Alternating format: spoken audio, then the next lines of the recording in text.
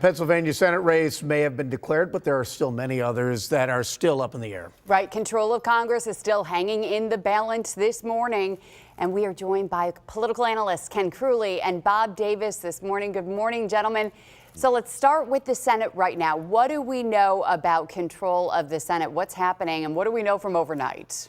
Ken, we'll start with you. I think it's pretty muddled yet. There are probably about a half a dozen Senate races that are undecided and within a couple percentage points one way or another.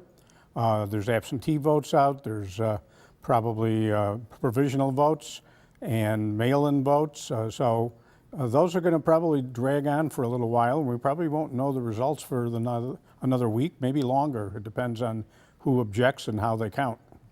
Yeah, and now on the congressional side, that seems to be leaning to the red right now, but still, that is still up in the air as well.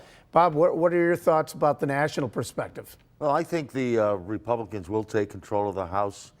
Obviously, the big red wave that they have been talking about for the last few weeks, 2 months, didn't occur. It was a ripple, but I still think the ripple is going to take the Republicans, to the majority in the House of Representatives, and it may be a little bit of time because I think some of the races in some of the states are closer than was anticipated, but I still think at the end of the day the Republicans will gain control.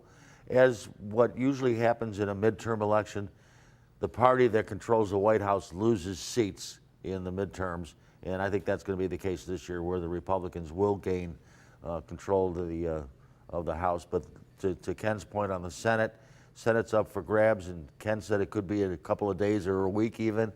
I think it might even be more than that. It might be over a month, because the race in Georgia with Herschel Walker, it looked like, at least early this morning when I was getting ready to come to Channel 2, that neither of the candidates got the 50% in Georgia, which means it's going to go to a runoff, which will be sometime probably in December. Yeah, it'll be interesting to talk about the Trump factor and the Biden factor and what that's played. So we've still got another hour and a half to talk politics with you guys. Thanks very much for being here. All right. Well,